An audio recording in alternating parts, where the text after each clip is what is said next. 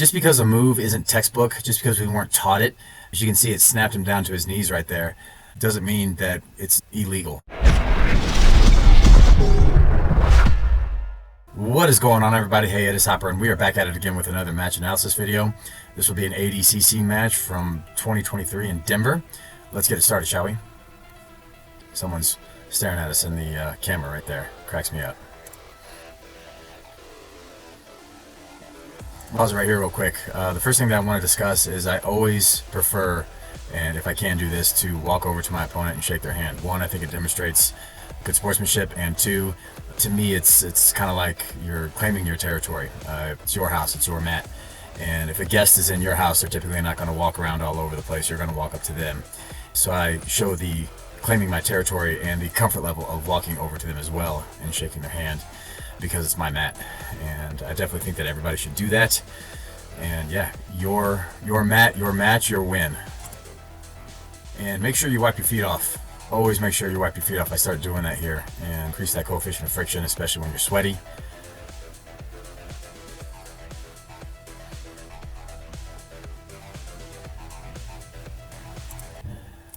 Always reaching with that backhand, putting that hand on that forehead. My elbow is out here a little bit, could be down a little bit better, but I'm trying not to get too excessively tall, keeping my elbows in as much as possible. I missed that foot sweep right there, but no big deal. If you notice, just a little bit ago I hit a snap down on him, and he was pretty tense and through there, and that actually told me quite a bit. And right there, that snap down, we'll come back to that here in a little bit.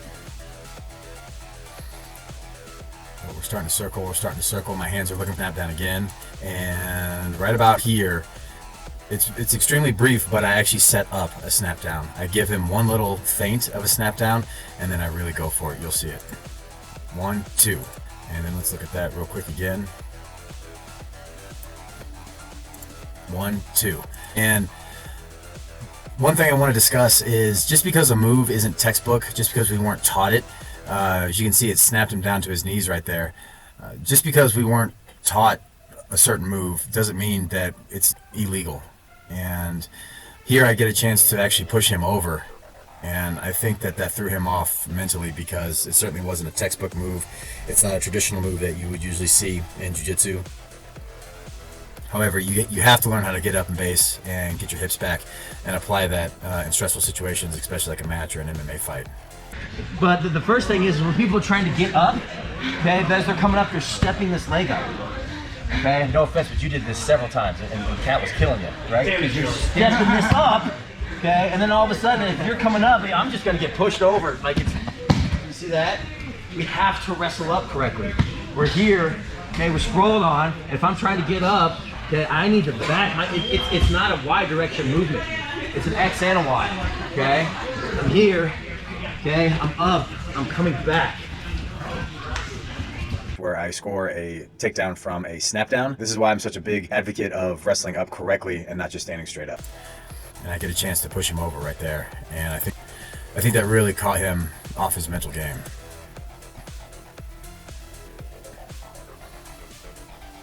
And I'm looking for the guard pass right here.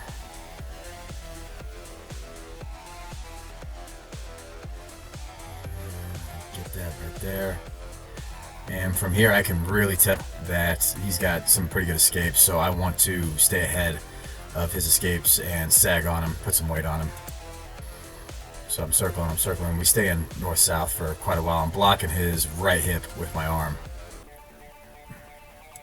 And from here, if and when you do get to north-south, start sagging your hips on those elbows time and time again. We don't have to necessarily be too forceful and waste a lot of energy, but you can certainly start to weigh down on people's arms when you're sagging your hips and just kind of letting your body go, almost like you're intoxicated.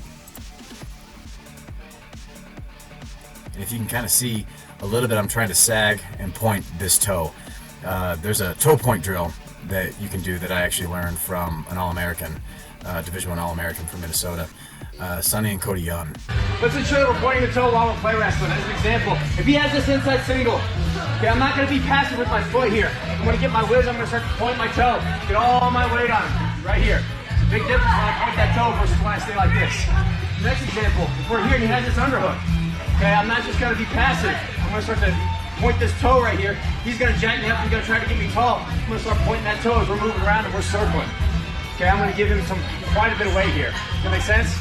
The next one, even if I'm here, in the back, okay, here, just take down, we're working on this. Point this toe, look where your girl sag.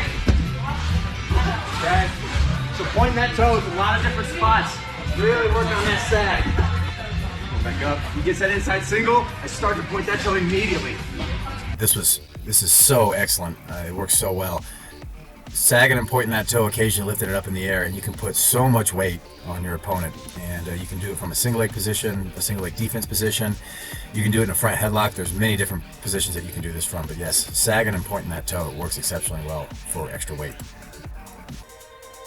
I'm still looking to get his left elbow above, and he almost gets that escape and beats me on it and turtles. And right here, you need to be cautious. He already has beat me to the escape. I know I'm not going to get his back right here. So I transition to the mount, and I can already tell the way his head is shifted towards the ground. He defended the back, and so it's time to move on. Jiu-Jitsu beats Jiu-Jitsu once again, trying to take the mount. I'm not a big fan of how he just brought his elbow over like that. I'm also not too keen on criticizing my opponents, because you never know their backstory, and you never know how long they've trained, or injuries, or sicknesses that they've had. You got to keep your elbows in, and you got to hip out hard. Reaching around like that is a great way to get caught in chokes, to get your back taken if you get gift wrapped. Got to keep your elbows in and hip out hard. And I'm not exactly sure what he's looking for right here, but I certainly wouldn't advise to do that.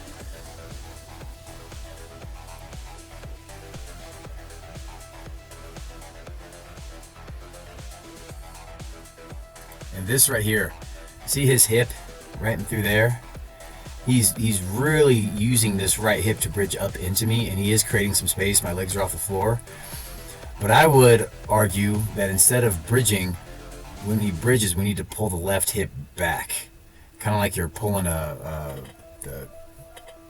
table sheet, or whatever that's called. When you see people pull it off of the dinner table, and all the dishes and the silverware, it stays there. 2, 3, now! So he needs to pull his hip back, not necessarily bridge up into me. He needs to move that base a little bit better. See, he tried it right there, but it still wasn't that successful. To defend this gift wrap, you have to take your other hand and blade it and point your fingers and kind of shake your hand, so that way you're looking at the palm of your hand. And then once the palm of your hand is kind of on your face, you would hip yourself down and clear this arm that's gift wrapped. That's something I got gift wrapped so much when I first started training Jiu-Jitsu. I had a purple belt do it to me when I was a white belt. It was hell, and I told myself that I was going to drill that relentlessly. That's how he just kind of keeps turning back and forth. His shoulder blades come back down on the mat. You gotta pull that hip back. Whip your hips and pull the hip back. It's a much easier way to create space. We don't want to be a windshield wiper where the base, if you look at the top part of the top arrow, you don't want the base right here and the windshield wiper just kind of moving back and forth. You want the base of the windshield wiper to go this way when you pull your right hip back.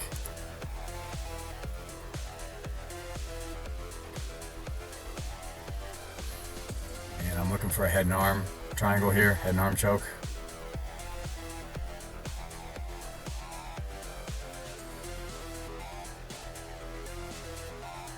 Here it comes. So he knows it's coming. I'm starting to sink it in. I'm dropping the right hip. I have worked relentlessly hard on these head and arm chokes, and it's a pretty powerful choke. If you do it right, then I did it over. And right there, as I push up, I push that shoulder blade up into his neck area, and I focus so much here on the leg drive. Of course, you want to squeeze your arms, but I'm pulling my left hand down, driving that up and through there. And from here, if he can pull his leg up and put his hands around this leg and then kind of rotate to his right side, that'll help defend the choke. fortunate enough to get the tap here.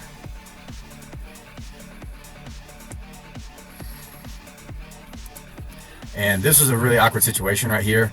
His shorts came down, and I remember years ago I was training with a black belt, and the guy's shorts came off accidentally, and we kind of made the joke that you know, we can roll with each other, but we just have to keep clothes on. And that situation right there, I accidentally slightly laughed when I saw that his pants were down, and it wasn't an issue towards him. It was just that that episode kind of popping back into my mind, and yeah, it was kind of awkward at that point in time.